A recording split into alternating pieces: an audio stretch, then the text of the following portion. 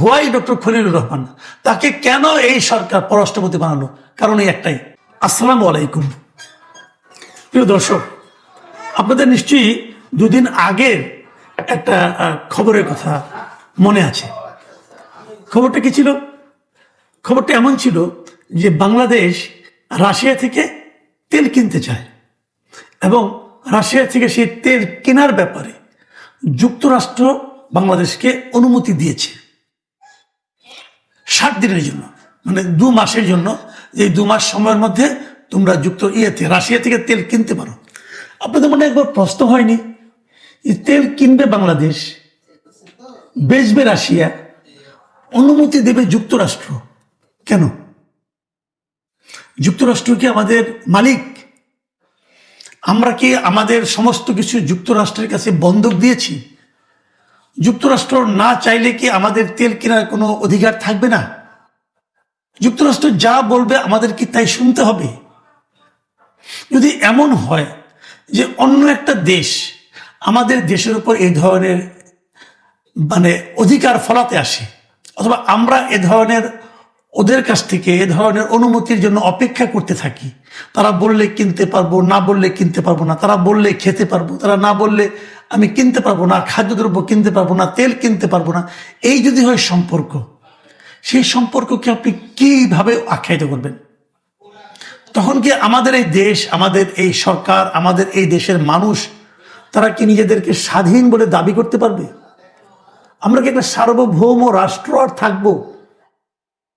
আমাদের কিন্তু এটাই সবচেয়ে বড় দুঃখ ছিল। বলা হতো নানাভাবে যে এই দেশটা নাকি শেখ হাসিনা ভারতের কাছে বিক্রি করে দিয়েছে, আমরা নাকি ভারতের ভৃত্যে পরিণত হয়েছি, আমরা নাকি ভারতের অনুমতি ছাড়া কিছুই করতে পারি না। এই সমস্ত কথা কিন্তু বলা হতো, পুরো সময়টা ধরেই বলা হতো। শেখ হাসিনার 15 বছর ধরে এই কথাগুলো আমরা শুনতে শুনতে আমাদের কান ঝালাপালা হয়ে গিয়েছিল। শেখ হাসিনার পতনের পর নতুন যে সরকার এসেছিল, সেই সরকারও বারবার বলার চেষ্টা করেছে যে ভারতের সঙ্গে আমাদের একটা দাসখত আছে। ওই সরকারে যারা বিদেশ থেকে যারা তার পিআরের চাকরি করতো, মানে পিআরের ভূমিকায় যারা ছিল শুরুর দিক থেকে, সরকারকে যারা সাপোর্ট দিত এবং বলতো, এই প্রথম একটা সরকার পাওয়া গেল যা নাকি ভারতের সঙ্গে বুক চিতিয়ে মেরুদণ্ড সোজা করে বার্গেইন করছে। কেবল তাই নয়, এমনও বলা হতো, থ্রেট দেওয়া হতো যে ভারতের যে 7 সিস্টার আছে সেগুলো কিন্তু আমরা ডিস্টার্ব করব যদি আমাদের কিছু করতে আসে। তার মানে ভারতের সঙ্গে যে আমাদের দাসখত চুক্তি ছিল, এটা নিয়ে কিন্তু নানা আলাপ হয়েছিল। মাঝখানে আমরা একবার এমনও দেখলাম, আমি যাকে শিশু উপদেষ্টা বলতাম তখন, মিস্টার আসিফ মাহমুদ সজীব ভুইয়া, উনি একবার একটা তালিকা প্রকাশ করলেন যে এই সরকার দায়িত্ব নেওয়ার পর ভারতের সঙ্গে যে দাসত্বমূলক চুক্তিগুলো ছিল সেখান থেকে প্রায় 10টা চুক্তি আমরা বাতিল করে দিয়েছি। এরকম একটা তালিকা উনি প্রকাশ করলেন যে আরো বাতিল করা হবে, বড় একটা তালিকা, তার মধ্যে কোনটা কোনটা বাতিল করা হয়েছে তা উনি দেখালেন। পরে দেখা গেল যে ওই সরকারেরই ওনারই সহকর্মী পররাষ্ট্র সচিব, পররাষ্ট্র উপদেষ্টা যিনি ছিলেন মিস্টার তৌহিদ হোসেন, তিনি বললেন যে যে চুক্তির কথা বাতিলের কথা বলা হয়েছে এই চুক্তিগুলি আসলে এক্সিস্টই করে না, এ ধরনের কোনো চুক্তিই নাই। তার মানে পুরাই ভুয়া, মানে হাওয়ার উপরে উনি একটা মেরে দেয়া মার্কেট তার পক্ষে নেওয়ার চেষ্টা করছেন, মানুষের সেন্টিমেন্টকে এক ধরনের প্রতারণা করেছেন। এই ধরনের লোক সেই সরকারে ছিল। সারাক্ষণ তারা ভারত বিরোধিতা করত এবং ভারত আমাদের সব কিছু নিয়ে যাচ্ছে, ভারতের অনুমতি ছাড়া আমরা কোনো কিছু করতে পারছি না, ভারত আমাদের উপর চেপে বসে আছে, প্রভু হয়ে আছে, এইগুলি বলা বলি করত। কিন্তু তারা এই সময়ে, এই 1.5 বছরে একটাও দেখাতে পারেনি যে ভারতের সঙ্গে বাংলাদেশের কি কি চুক্তি শেখ হাসিনা করেছিল যে নাকি দাসত্বমূলক এবং যেগুলো নাকি তারা বাতিল করে দিয়েছে। তারা কিছুই বাতিল করেনি। যে চুক্তির কথা আমরা খুব বলা বলি হতো যে আদানি থেকে বিদ্যুৎ আনি আমরা, সেই বিদ্যুৎটা দাসত্বমূলক, এবং ওই সরকার দায়িত্ব নেওয়ার পর প্রথম যে ঋণটা টাকাটা পরিশোধ করেছে এটা কিন্তু আদানিটা শোধ করেছে। এই হলো আমাদের সরকারের অবস্থা। 1.5 বছর তারা ওই চুক্তিতে রিভিউ করতো, বাতিল করতো, কিচ্ছু করেনি। এই যদি হয় বাস্তবতা, তখন এই সরকার, ওই সরকার, ওই অন্তর্বর্তীকালীন সরকার, তারা একদম ক্ষমতা থেকে নেমে যাওয়ার ঠিক 3 দিন আগে যুক্তরাষ্ট্রের সঙ্গে একটা চুক্তি করেছে, এগুলো বাণিজ্য চুক্তি, এবং সেই বাণিজ্য চুক্তির নন ডিসক্লোজার বাণিজ্য, মানে ওই চুক্তিটা কি করেছে তারা যাওয়ার আগে 1 দিনের জন্য প্রকাশ করেনি। আমাদের সরকার এখনো আনুষ্ঠানিকভাবে সেই চুক্তিটা কিন্তু প্রকাশ করেনি। বিভিন্নভাবে ওদের যুক্তরাষ্ট্রের বিভিন্ন নথি থেকে বিভিন্ন থেকে আমরা চুক্তি সম্পর্কে কিছু কিছু জানতে পেরেছি। এই যে আমি বললাম যে রাশিয়া থেকে তেল কিনতে যুক্তরাষ্ট্রের অনুমতি লাগবে, এটা কিন্তু ওই চুক্তির কারণে। যে চুক্তিটা এই অন্তর্বর্তীকালীন সরকার যা নাকি বুক চিতিয়ে ভারতের বিরুদ্ধে যুদ্ধ করতে চায় এবং যা নাকি বলতে চায় ভারত আমাদের দাসত্বর মধ্যে আবদ্ধ করেছিল, দাসত্ব চুক্তি ভারতের সঙ্গে শেখ হাসিনা করেছিল, যে চুক্তির একটাও তারা বাতিল করতে পারেনি অথবা দেখাতেও পারেনি কোন চুক্তিগুলো, এবং বাতিলের নামে যেগুলো তারা বলেছিল সেগুলো পুরো ভুয়া ছিল এবং তাদের লোকজনই বলছে এরকম কোনো চুক্তি নাই। সেই সরকার যুক্তরাষ্ট্রের সঙ্গে যে চুক্তিটা করেছে সেই চুক্তির থাকার কারণে আমি এখন অন্য কোনো দেশ থেকে কোনো পণ্য কিনতে হলে যুক্তরাষ্ট্রের অনুমতি লাগবে। এর চেয়ে বড় দাসত্বের শৃঙ্খলে এই জাতি, এই দেশ অতীতে কখনো পড়েছিল এটা আমার জানা নেই। এবং এই দাসত্বে কে ফেলে গেল? আমাদের অন্তর্বর্তীকালীন সরকার। সেই চুক্তি যুক্তরাষ্ট্রে স্বাক্ষরিত হয়েছিল এবং সেই চুক্তিতে কি কি আছে আমি একটু আপনাদেরকে পড়ে শোনাতে চাই। দেখুন, এই চুক্তিতে বড় দাগে যেগুলো আছে মোটামুটি কয়েকটা আমি বলি। যে বাংলাদেশকে যুক্তরাষ্ট্র থেকে 14টি বোয়িং উড়োজাহাজ কিনতে হবে। মানে আপনার পছন্দ হোক বা না হোক, বোয়িংই কিনতে হবে। আপনি এয়ারবাস কিনতে পারবেন না অথবা অন্য কোনো কিছু কিনতে পারবেন, আপনাকে 14টা বোয়িং আপনাকে উড়োজাহাজ কিনতে হবে। ওরা যে দাম বলবে সেই দামে কিনতে হবে। আচ্ছা, 15 বছরে $1500 কোটি জ্বালানি কিনতে হবে। আপনাকে আগামী 15 বছরে $1500 কোটি জ্বালানি কিনতে হবে এবং ওরা যে দাম বলবে সে দাম, আপনার বার্গেন করার কোনো স্কোপ নাই।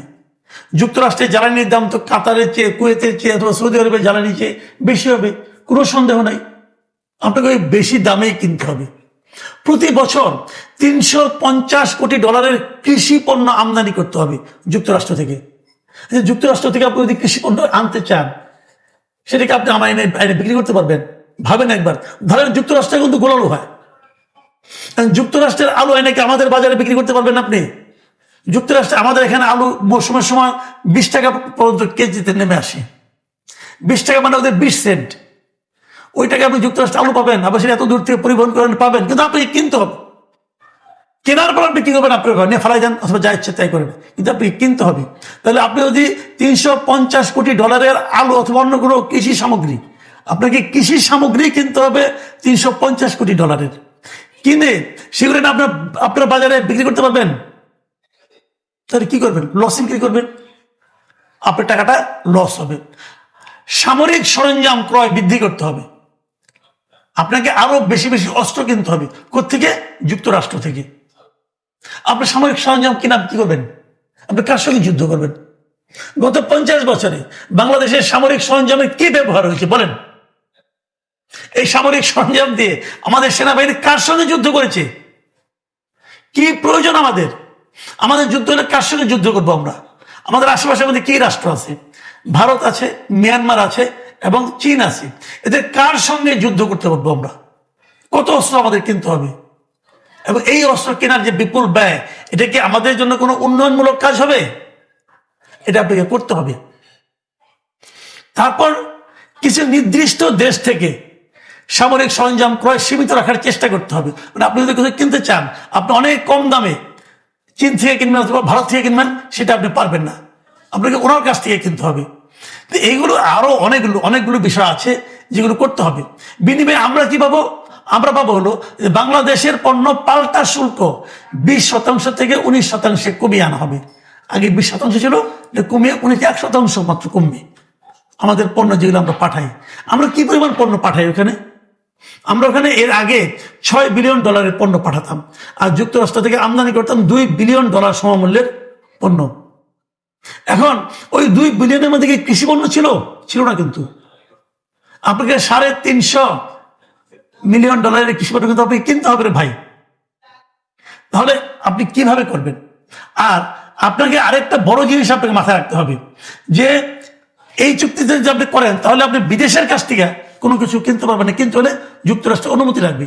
এই যে আমাদের রূপপুর একটা পারমাণবিক বিদ্যুৎ কেন্দ্র রয়েছে, এই বিদ্যুৎ একটা চুক্তির একটা অংশ আছে যে যুক্তরাষ্ট্র ব্যতিরেকে নতুন করে বাংলাদেশ অন্য কোনো দেশ থেকে পারমাণবিক প্রযুক্তি ক্রয় করতে পারবে না। তার মানে আমার যে রূপপুরের যে পারমাণবিক চুল্লি আছে, যেটা পারমাণবিক উৎপাদন আমরা করবো, বিদ্যুৎ আগামী বছর থেকে শুরু হওয়ার কথা, সেখানে তো আমরা পুরো জিনিসটাই তো আমরা রাশিয়ার থেকে কিনেছি, ওর কাঁচামালও রাশিয়ার থেকে আসবে। তাহলে ওটা তো আমি যুক্তরাষ্ট্র না বললে কিনতে পারবো না। তো এই যে বিষয়গুলো, এবং এর বাইরে যে জিনিসটার কারণে আমরা এই অনুমতিটা নিচ্ছি সেটা হলো গিয়া, আমাদেরকে কিন্তু অন্য কোনো দেশকে, যে সমস্ত দেশকে যুক্তরাষ্ট্র কোনো ধরনের নিষেধাজ্ঞা দিবে যে এই দেশের পণ্য আমরা কিনবো না, মানে যুক্তরাষ্ট্র যদি বলে আমি রাশিয়ার পণ্য কিনবো না, আমি ইরানের পণ্য কিনবো না, ইরানের পণ্য বিক্রয়ের উপর যদি যুক্তরাষ্ট্র নিষেধাজ্ঞা দেয়, সেই নিষেধাজ্ঞা আমাদেরও মানতে হবে। আমরা যদি যুক্তরাষ্ট্র যদি রাশিয়ার তেল কেনার উপর নিষেধাজ্ঞা ছিল, অথবা আমরাও কিনতে পারবো না, এবং আমরা কিন্তু যুক্তরাষ্ট্রের কাছ থেকে পারমিশন নিতে হবে, এবং যে পারমিশনটা ওরা এবার আমাদের 9 জুন পর্যন্ত দিয়েছে। ইন্টারেস্টিং হলো এই এর সময় মধ্যে কিন্তু আমাদের কোনো পণ্য রাশিয়া থেকে আমরা কিন্তু তেল কিনতেছি না, আমরা কিনতেছি কিন্তু তারা পারমিশন দিয়ে রাখছে, তারা ইচ্ছা দিবে পারমিশন। যদি আমরা কিনতেও চাইতাম তখন লাভ হতো না, কোনো রাশিয়ার তেল আমাদের আইনে খুব একটা সুবিধা হয় না। যাও, এই যে বিষয়গুলো, এখন প্রশ্ন হলো এই ধরনের একটা চুক্তি অন্তর্বর্তীকালীন সরকার কেন করলো, কার মাধ্যমে করলো, কার স্বার্থে করলো? এটা স্পষ্ট আমি মনে করি এটা নিয়ে সংসদে আলোচনা হওয়া উচিত ছিল। সংসদে এত কিছু আলোচনা হচ্ছে, এই চুক্তির আলোচনা হচ্ছে না। তেল গ্যাসের চেয়ে একটা বড় সমস্যা, এটা আজকে দেখলাম বলেছেন একটা অনুষ্ঠানে মিস্টার দেবপ্রিয় ভট্টাচার্য। উনি বলছেন যে তেল গ্যাসের যে সমস্যা, তার চেয়ে বড় সমস্যা হলো যুক্তরাষ্ট্রের সঙ্গে করা এই বাণিজ্য চুক্তি। এটা নিয়ে কোনো আলোচনা হচ্ছে না, সরকার আলোচনা করছে না, বরঞ্চ এই চুক্তির যিনি মূল হোতা, অন্তর্বর্তীকালীন সরকারের ওই সময় যিনি ওই চুক্তির জন্য যুক্তরাষ্ট্রে চলে গিয়েছিলেন, ডক্টর খলিলুর রহমান, তাকে এই সরকার পররাষ্ট্রমন্ত্রী বানিয়েছে। ব্যাখ্যাটা কি? সহজ ব্যাখ্যা, আমি ব্যাখ্যাটা করে দিচ্ছি। ব্যাখ্যাটা হলো, আসলে আমি বারবার প্রশ্ন করছিলাম না যে হোয়াই ডক্টর খলিলুর রহমান, তাকে কেন এই সরকার পররাষ্ট্রমন্ত্রী বানালো? কারণ এই একটাই, তাকে যুক্তরাষ্ট্র বসিয়েছে, অথবা সে যুক্তরাষ্ট্রকে বলিয়েছে যে আপনারা আমাকে সরকারের মধ্যে রাখেন, তাহলে আপনাদের এই চুক্তিগুলি যাতে নাকি নষ্ট না হয়, ভেঙে ফেলতে না পারে, চুক্তিগুলি বাতিল করতে না পারে, সেই কাজটা আমি করে দেবো। এবং সে প্রতিনিয়ত সরকারকে জুজুর ভয় দেখাতে থাকবে যে চুক্তিগুলি বাতিল করা যাবে না। এই লোকটা তো এই দেশের নাগরিক না, আমি বহুবার বলেছি। সে দীর্ঘদিন ধরে আমেরিকায় ছিল, হঠাৎ করে উড়ে এসে বড় বড় কাজ করছে, উনি সুচ হয়ে ঢুকে এখন ফাল হয়ে বেরোচ্ছে। দেশটাকে কত বড় ক্ষতি করে দিয়েছে।